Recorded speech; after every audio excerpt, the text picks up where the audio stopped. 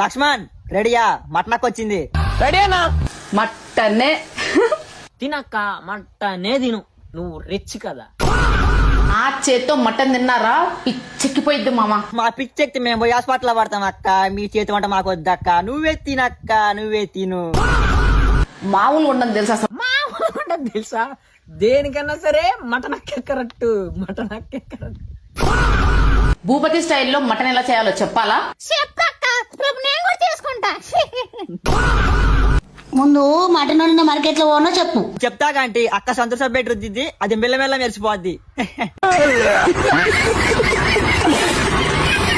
అయ్యో అమ్మా, బీకో dish wash liquid తెచ్చిపెట్టినా కదా, ఇది 2-3 డ్రాప్ లేసి తోమినాం అనుకో కుక్కర్ చెక్కున మెరుస్తుంది. కుక్క చక్కర్లాగా మెరుస్తుందా ఆంటీ? మరి మా వాళ్ళు ఏంటంటే విమ్ము సబ్బు పెట్టి రుద్దినా మెల్లమెల్ల మెరిసిపోతుంది.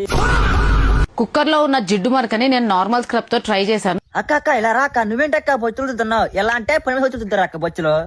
అలా నా అంటు మొత్తం పోయి ఎంత నీట్ గా కొత్త దానిలా మెరుస్తుందో మీరే చూడండి.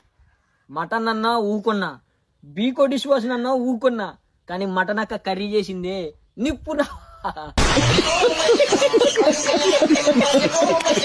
మటన్ అక్కే కరెక్ట్, మటన్ ఉండటమే కరెక్ట్, అమ్మగారే కరెక్ట్.